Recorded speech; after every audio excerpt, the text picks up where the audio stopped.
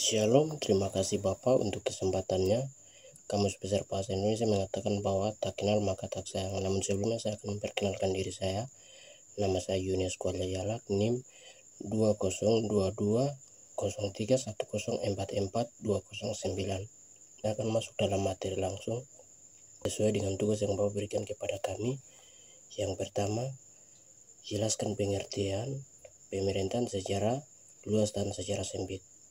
Ya, secara luasnya, pemerintah adalah suatu lembaga yang sudah ditetapkan oleh negara untuk para pemerintah bekerja dan melayani masyarakat sesuai dengan prosedur atau aturan-aturan yang sudah ditetapkan oleh negara. Secara sempitnya, setiap kampus itu ada organisasi-organisasi kecil sepertinya BEM, DPMF, dan juga dari ikatan-ikatan yang memerintahkan untuk organisasi ini adalah pimpinan lembaga, sehingga untuk mereka belajar dalam organisasi untuk cara kepemimpinan yang lebih baik. Nomor kedua, mengapa pemerintahan sebagai kebutuhan? Ya, menurut saya pemerintah memang harus dibutuhkan oleh setiap masyarakat yang ada di sini, karena ketika tidak ada pemerintah pasti ada bentrokan baku pukul untuk menguasai hak wilayah antara mereka. Dengan demikian, adanya pemerintahan sudah diatur. Contohnya, pemerintah atur harga-harga minuman, makanan, atau alat-alat yang sudah bisa dipakai oleh masyarakat. Itu sudah tentukan harga yang sudah diatur oleh pemerintah.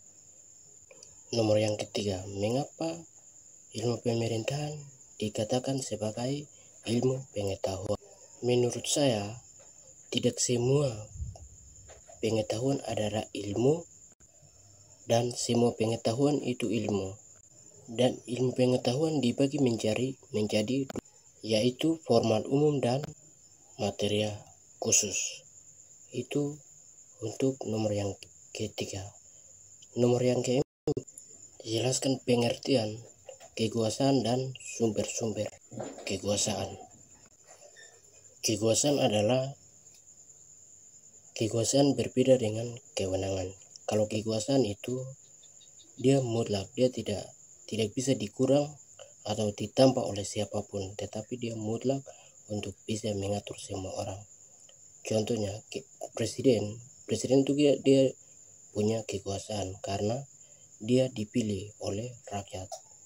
Dan juga DPR, dia punya kekuasaan, dia bisa mengganti atau mencopot siapa saja karena dia punya hak, dia punya kekuasaan sebagai anggota legislatif. Dia punya sumber-sumbernya adalah yang pertama, perolehan kekuasaan melalui pengangkatan. Terus yang kedua, perolehan kekuasaan melalui cara. Terus yang ketiga, perolehan kekuasaan melalui suatu pemberian. Terus yang berikut, perolehan kekuasaan melalui daya tarik seseorang. Itu nomor yang keempat. Sekarang nomor yang kelima atau nomor yang terakhir, manfaat dan tujuan dalam kehidupan masyarakat. Ya, dia punya manfaatnya. Ketika kami belajar di sini, apa yang kami dapat di sini, kami harus terapkan kepada masyarakat kami sesuai dengan aturan-aturan pemerintah yang lebih efektif dan lebih efisien untuk masyarakat kami bisa mengikuti sesuai dengan peraturan yang sudah ditetapkan oleh negara atau pemerintahan melalui pemerintah, sehingga masyarakat bisa hidup dalam aman, tentram, dan juga damai sejahtera. Itulah dia punya manfaat untuk kehidupan masyarakat melalui pemerintahan. Terima kasih. Sampai di sini untuk kesempatannya, kiranya Tuhan Yesus akan berkati. Papua merdeka.